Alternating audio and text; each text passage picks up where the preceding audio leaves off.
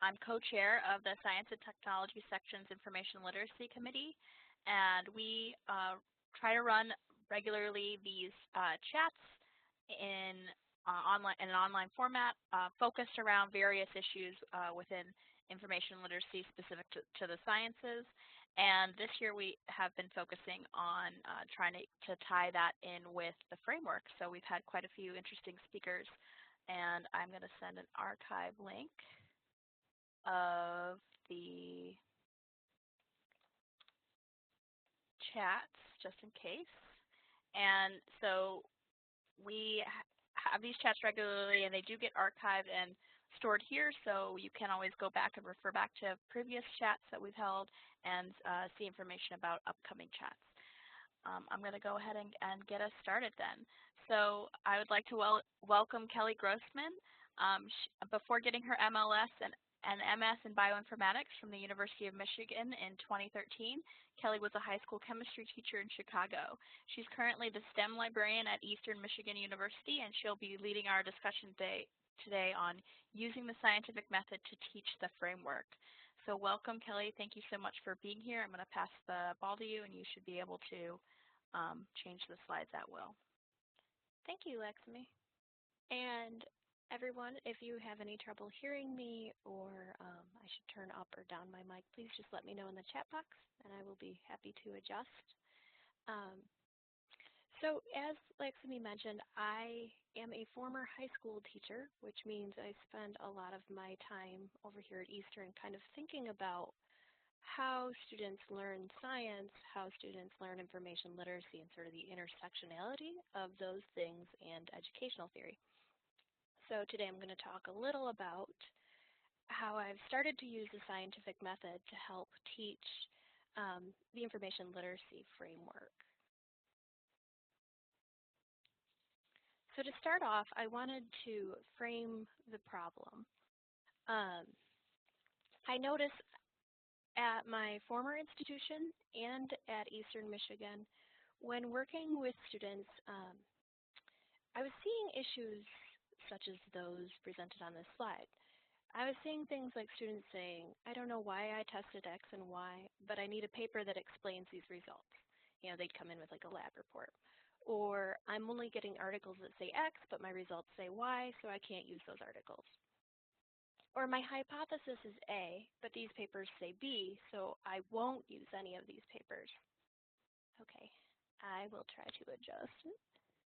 Sorry, I'm noticing it. My mic's a little low. Is that any better? Okay, great.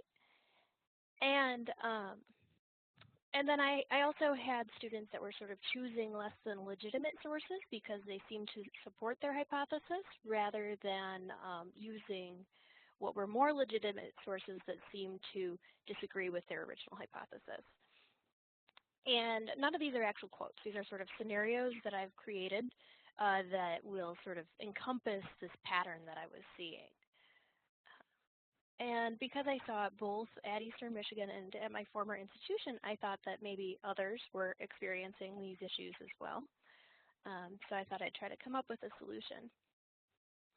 And this was kind of a problem because students were being left with a high level of frustration because their expectation wasn't really matching their reality.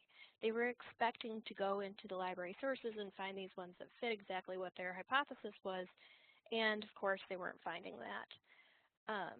They were also kind of falling victim to confirmation bias. So the sources they were deciding to use in their final papers, they might not have been invalid or unreliable sources, but they might have been actually ignoring sources that didn't say exactly what they expected them to say.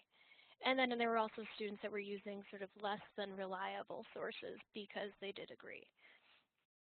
And the biggest issue I think here is that the students were being left with sort of poor practice skills. That's what really I found really worrisome, was that, you know, when they go out to do science and real world science, how can we help them to stand on the shoulders of giants if they're sort of ignoring the giants or not finding the giants?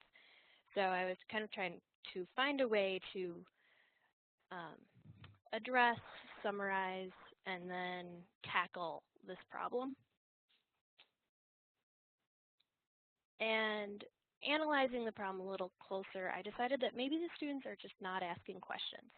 So they were coming in, starting their research from a statement, and they weren't really framing it as a question, and they weren't ever revisiting certain questions they might be asking in their research. So it kind of felt like they were lacking a spirit or a disposition of inquiry when they were doing their research. So where we might have a student that says, I need papers that say high concentrations of carbon dioxide increase the rate of photosynthesis, because maybe that was their hypothesis. This is a finite statement, it's inflexible, and we might have another student that came in that could say, how does the rate of photosynthesis change with carbon dioxide concentration? And what's interesting to me is that maybe both of these students would use the same search terms in their database searching, but this difference in disposition might actually lead them to a difference in sort of being able to identify the most reliable sources or the most relevant sources in their research.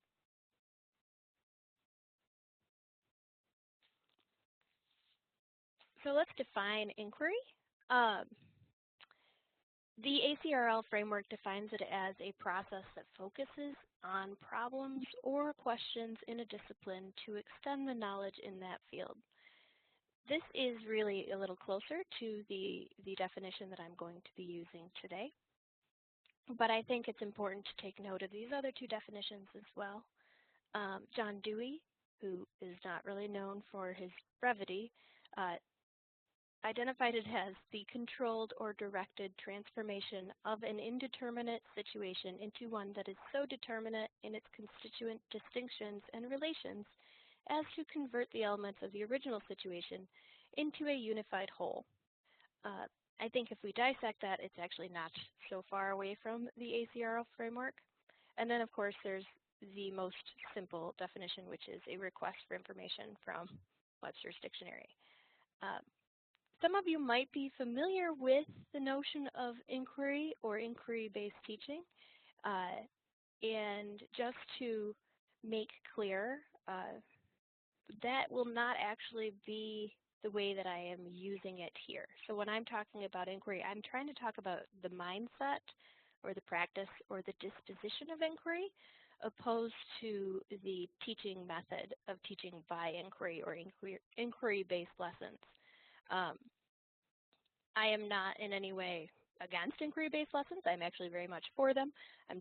I wanted to make that distinction so that it would be clear how I'm using the term.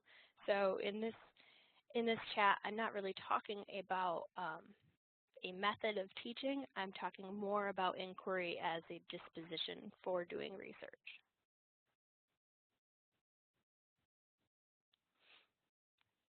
And the ACRL actually has this threshold concept, research as inquiry. And this particular concept has, sorry, I'm just checking the chat.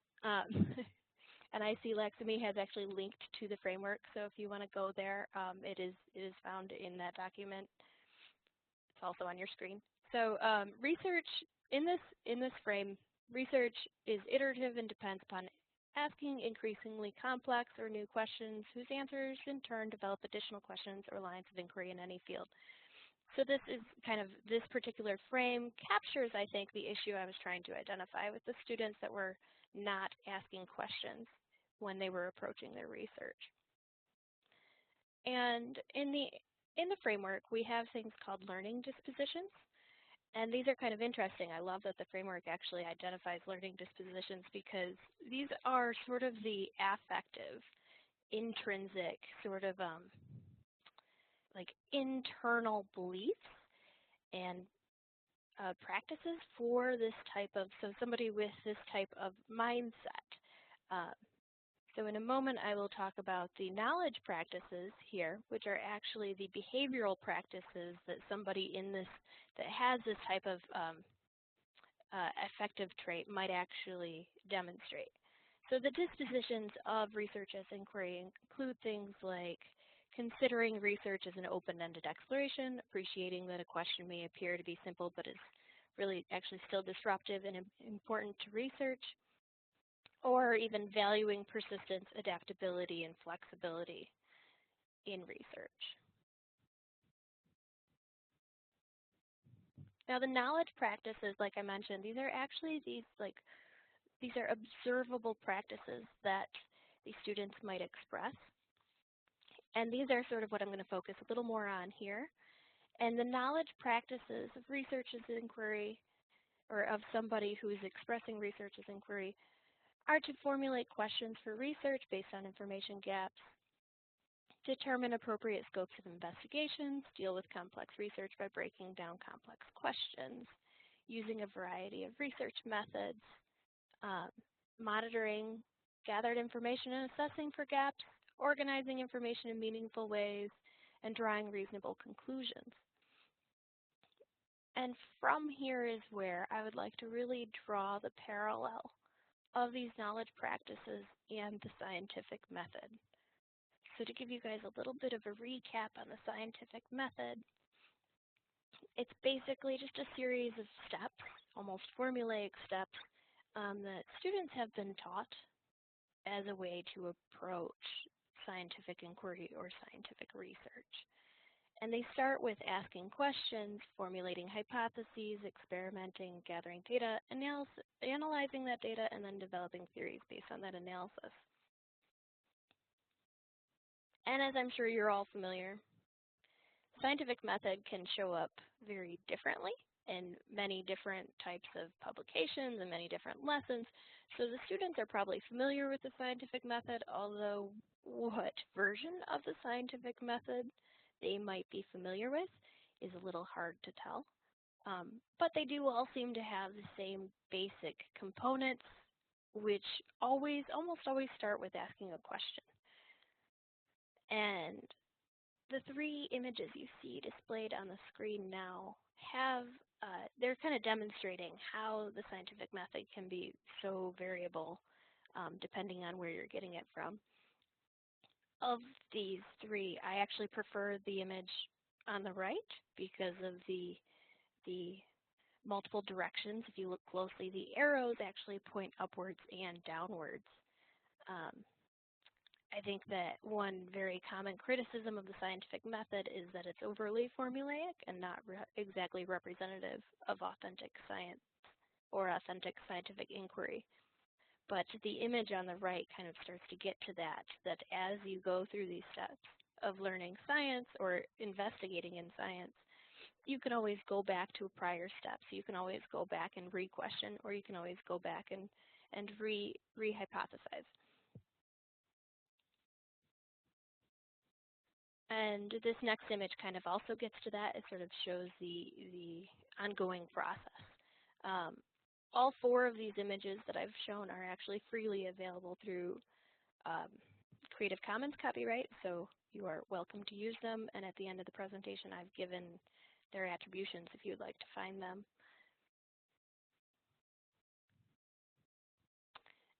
So it's not just research as inquiry that kind of has these parallels with the scientific method.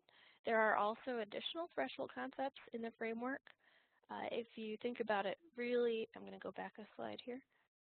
Really, the scientific method as an ongoing process. We have this stage that's developed general theories, or in some cases it's called reporting and sharing, depending on your version of the scientific method. And this really can get to scholarship as a conversation. So even though today I'm sort of framing the conversation about research as inquiry because my problem was more of an inquiry-based problem, you could also use a scientific method to begin a conversation with students about scholarship as conversation and how their scholarship and their publications kind of fit into the scholarly communication cycle. And there are additional threshold concepts as well that you can integrate using the scientific method.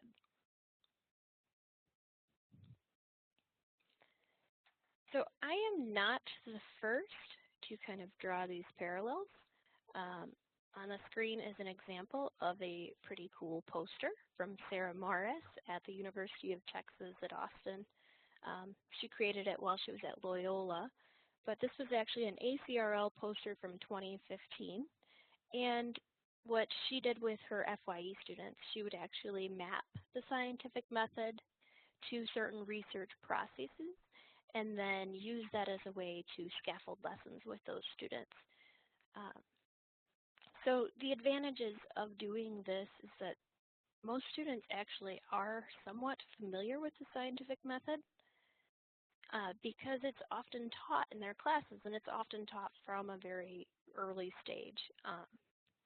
So we can actually kind of take advantage of that knowledge and that parallel to sort of help students, to see these different steps of research as they kind of align with the scientific method.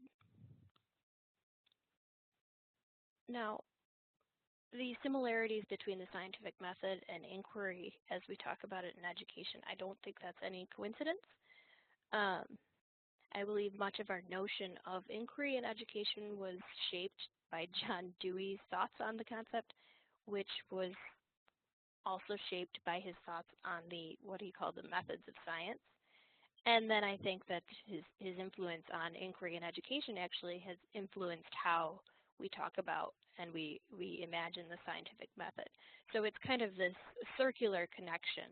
So it shouldn't be, it's not that novel, this connection that I'm making, because I think the two are actually really interconnected. And if you're interested in more of that educational theory and inquiry and John Dewey talking about science, here's kind of a mini bibliography if you want to look into it. So what I've done to actually start putting these parallels into practice is just so far one-on-one working with students in reference consultations. So when I see students that are sort of having those issues that I saw, at the beginning of the presentation, I have started to keep actually an image of the scientific method handy. And the reason is when we look at these images of the scientific method, sorry, I'm going to go back. Like I mentioned, they all start with asking a question.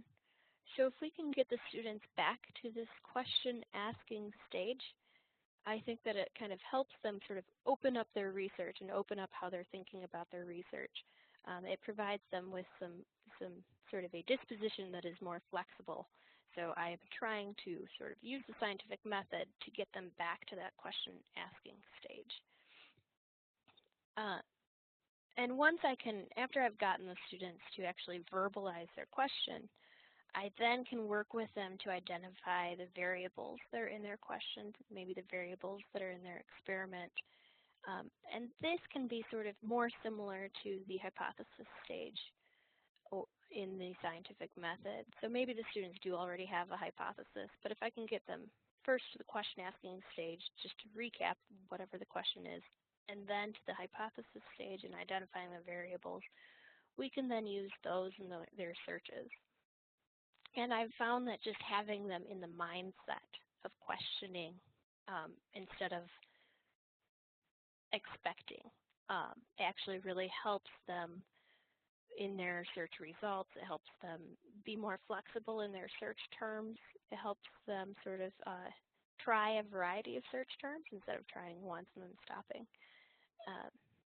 And then from there, we can sort of try to pull out the evidence in those papers that they're finding, and then we can talk about using the information in the papers as evidence that is then used to form their conclusion or to form another search and another question.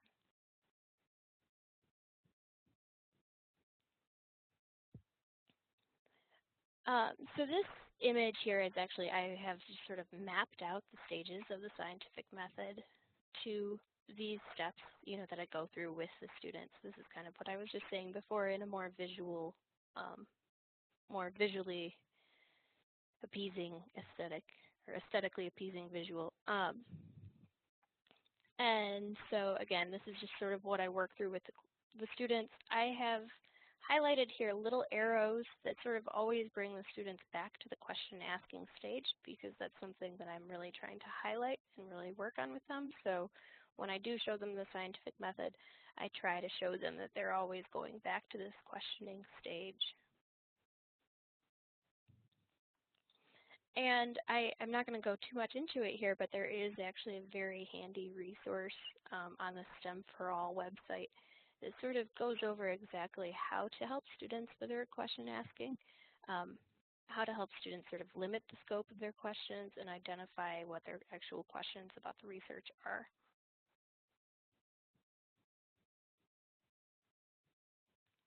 So like I mentioned earlier, the advantages of scaffolding some of this research is inquiry information literacy is that the students are already somewhat familiar with the scientific method because many are introduced to it at such an early age. And they may not always, I don't think it's assumed that they could apply this to their research in library searching. But because they are familiar with it, it is something they are comfortable with, and it is sort of a comfortable way that they do already approach inquiry, so why not apply it to this new context?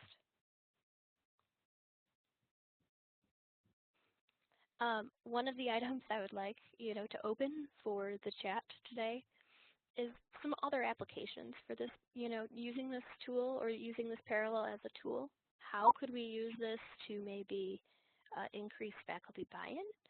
I'm kind of sort of curious in exploring that. Or how could this apply to non-STEM disciplines? Or perhaps how could we use this parallel in a larger classroom setting or even in a flipped classroom? So where I'm currently just applying it during one-on-one consultations, which to me are a little easier to control than an entire classroom, how can we actually apply it as an entire lesson for a class of 30 students or more? I also think there are some potential pitfalls in this method. I've purposely phrased all these pitfalls as questions because I want us to explore them more in the chat today as well.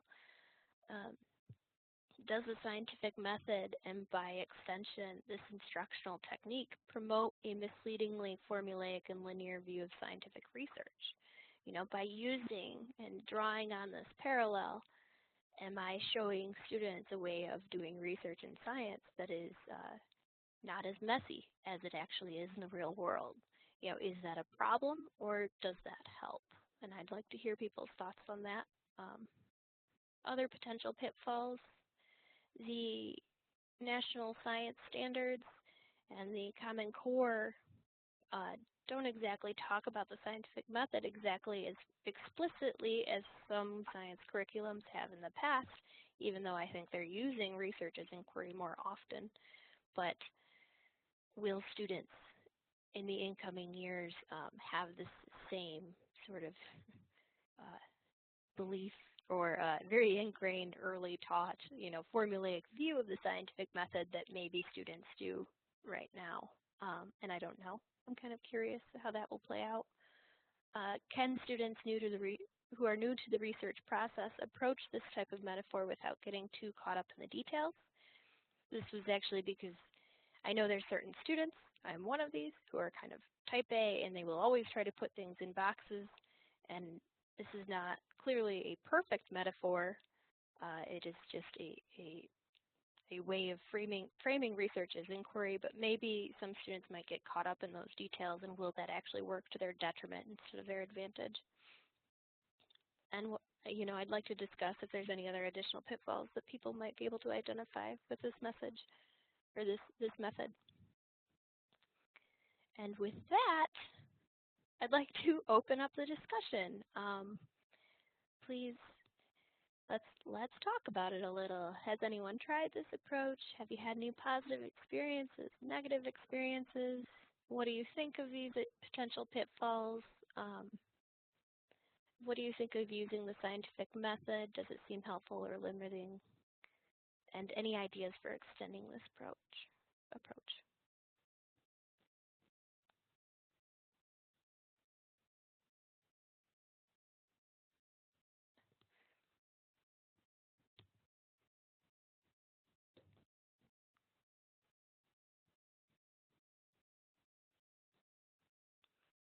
Okay, we've got a comment from Lexi. Is that right? In reference to faculty buy-in, sometimes I think getting the faculty to see how the students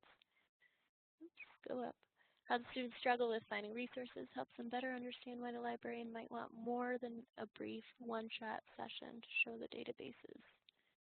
I agree wholeheartedly.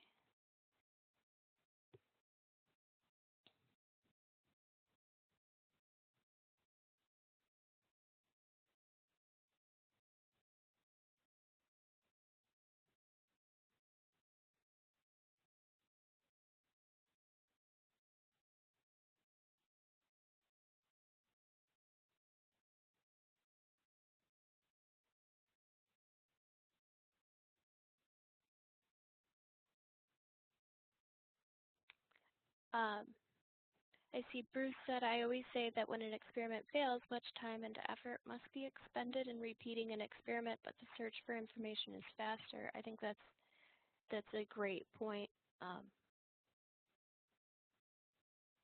And I think it's great to mention that actually to the students, to let them know that, you know, they are doing an experiment, that they can just repeat the experiment very rapidly in this library searching.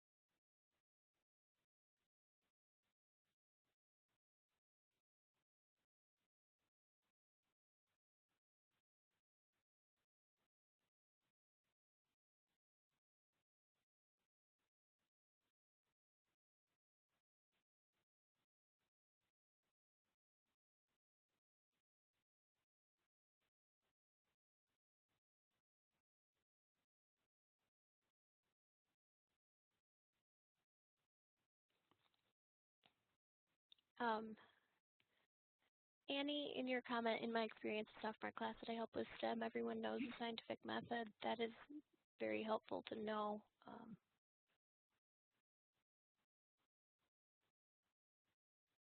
So hopefully maybe incoming students will know it as well.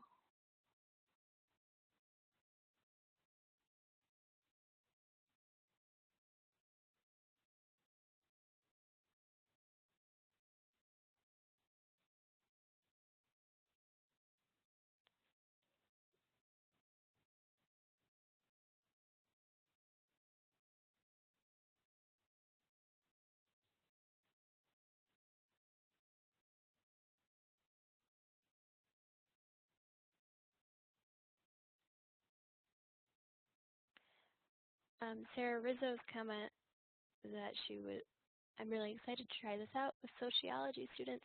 Sarah, I would really like to know how that goes. Let me know, if you, please feel free to shoot me an email, but I'm kind of curious how this will work in non-STEM disciplines.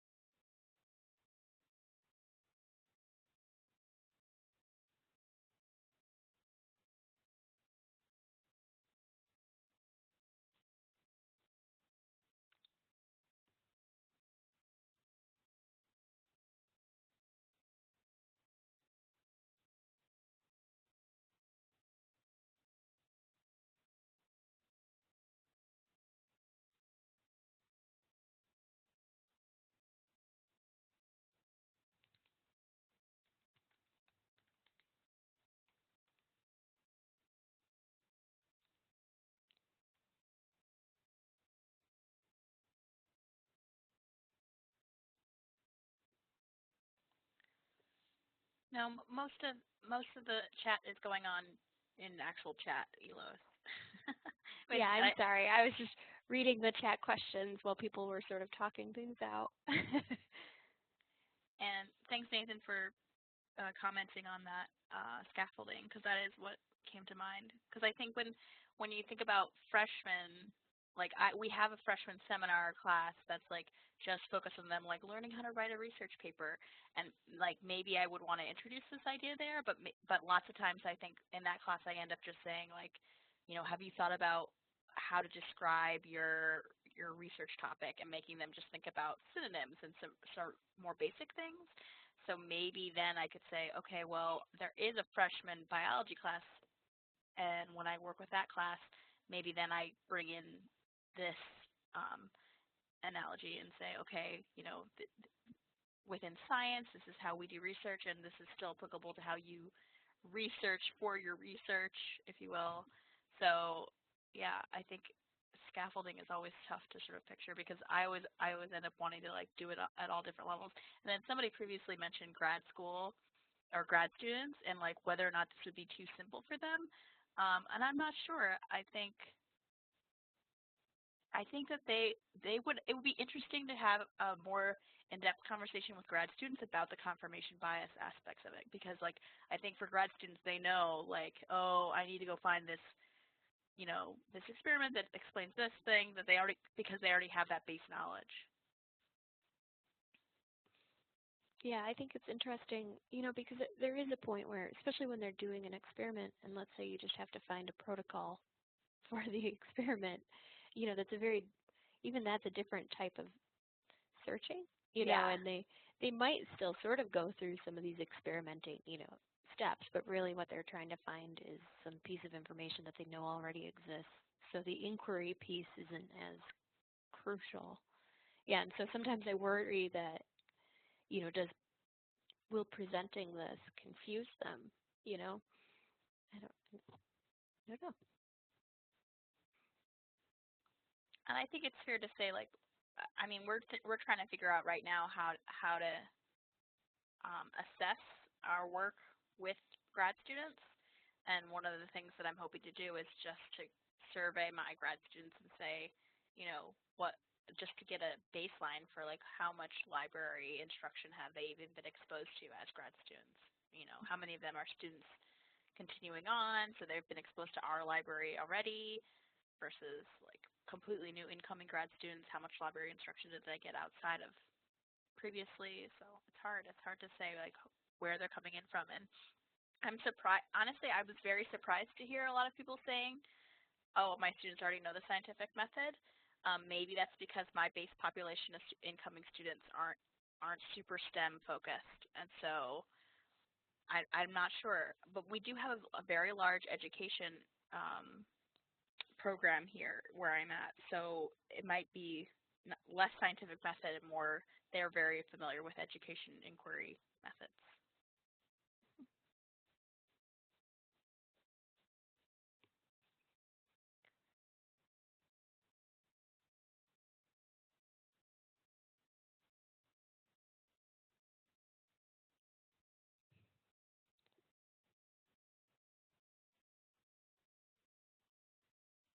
I saw somewhere in the chat I wanted to mention, and I lost it. Somebody mentioned, you know, having the students in class sort of review the steps of the scientific method and then map it themselves, and I think that's a great idea. I think that is something I might actually try with one of my next, especially introductory classes, again, to try to help scaffold this.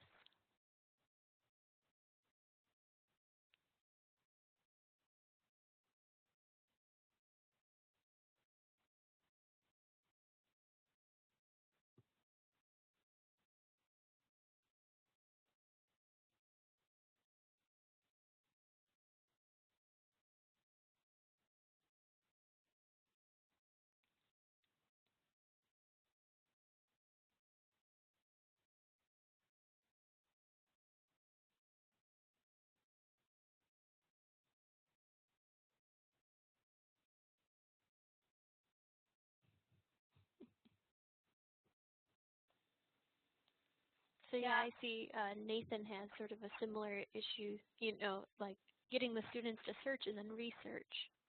I'm curious if anyone thinks that, maybe students still do view the scientific method as so one-directional.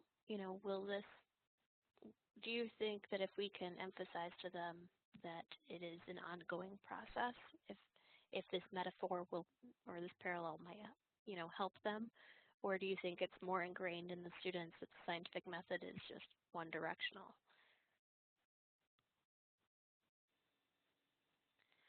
I think students tend to look at things in a very black and white manner at first until they gather a better understanding of any topic that they're researching.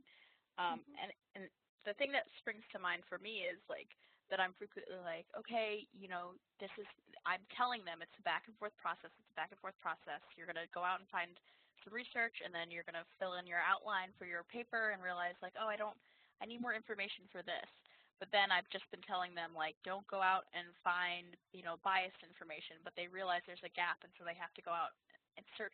So it's hard for them, I think, to separate like going to search for a specific information need because they know that that's something that they need to support in their argument versus like, oh, well, what if I'm being biased? And then it's like the conundrum of every librarian that we just want like every piece of information ever, and we know that's not possible.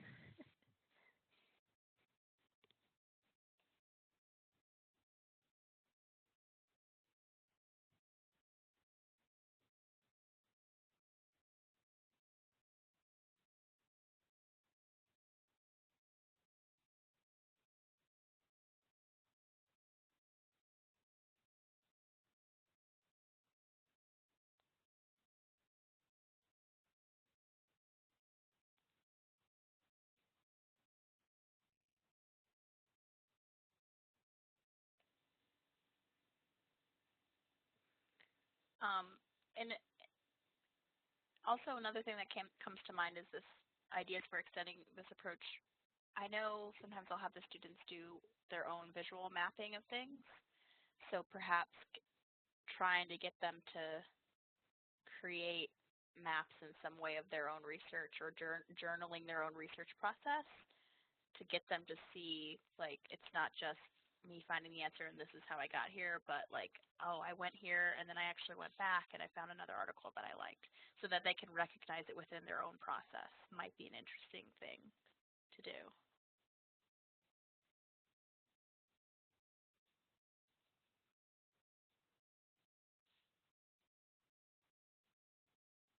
I think that would be extremely interesting, just sort of to see how they themselves view their own research process and then how they can map to this sort of, the scientific method or the research's inquiry steps.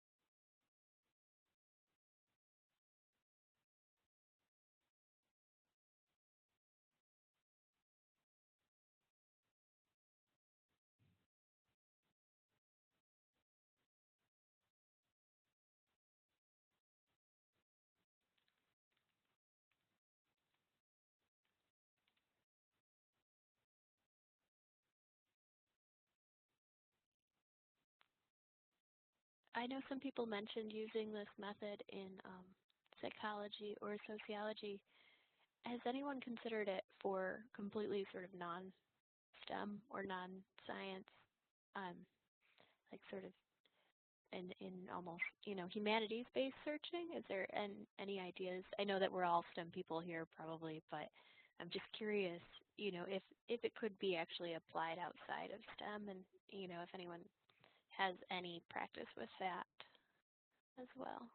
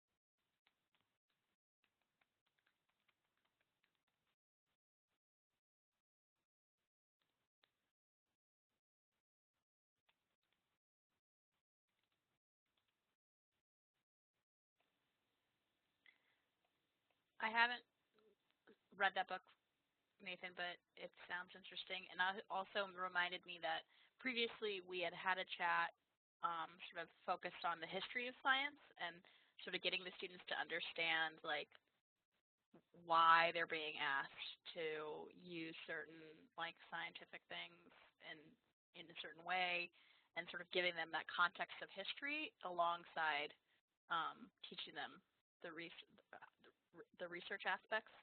So yeah, I think that could definitely be tied in to learning disciplinary language.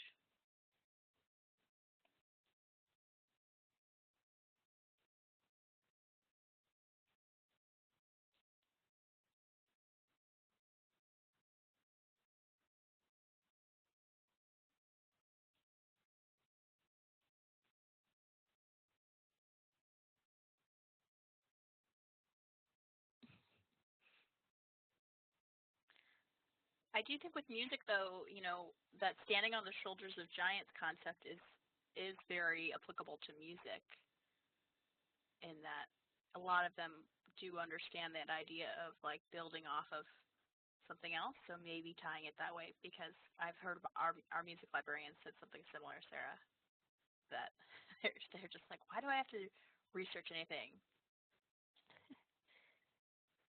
Well, and I'm curious with the fine arts. You know, there's more and more, you know, the STEAM component. I feel like people are already sort of drawing these parallels between science and the fine arts. You know, so maybe there's a way to sneak it in without turning the students off with the term science. But maybe there is some sort of a parallel with their current process, you know, that we could build off of.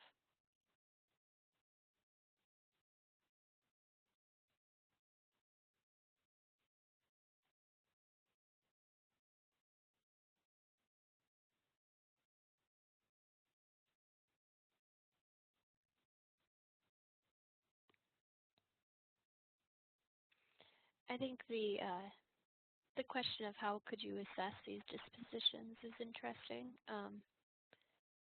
Personally, I think assessing dispositions is, in any sense, is fairly difficult. But I'm kind of curious. I would like to see sort of if anyone could do almost like an ethnographic study on this. You know, I think it'd be interesting to actually watch the students and how they're searching. I mean, we have the products of their research, but I'm also I would be interested, you know, in actually closely examining their research process or how they are thinking about their own research process. That's like Laxmi mentioned earlier, sort of like journals, or where they're sort of having where they're discussing their own process. I think that'd be really interesting to see how the students discuss how they go about this as a way of assessing how, you know, how this parallel is sort of affecting them and affecting their dispositions in the research process.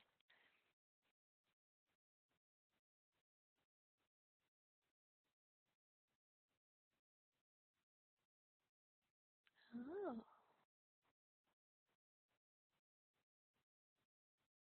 Nathan, your comment about it going in the reverse direction using the specificities of lab equipment and safety usage. That's interesting. I actually never thought about it in the reverse direction.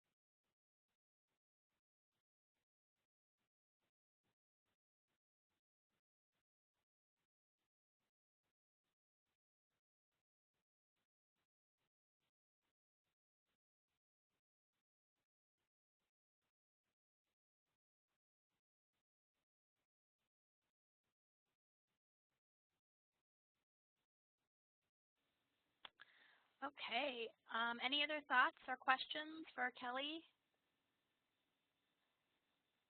Please send them our way, otherwise we'll wrap things up.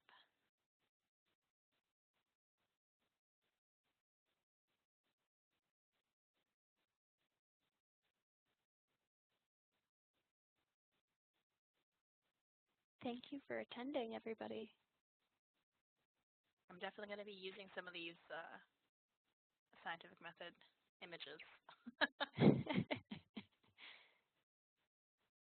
I'm noticing I failed to put the link to Sarah Morris's poster on the slide, but it is on the website for the ACRL posters from 2015, and I recommend to everybody that they go look at it. It's an excellent poster that actually has a lot of additional resources linked from it. Yeah, I'll have to go take a look at that. Well, thank you so much for taking the time to speak with us today, Kelly. I'm really looking forward to integrating some of this into my own work. Well, thank you. And thank you everybody for attending today.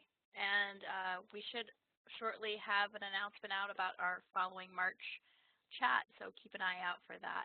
And of course, if anybody does have any inquiries about being a part of the STS chat series, please feel free to reach out to me. I'll post my email in here. Thanks, everybody.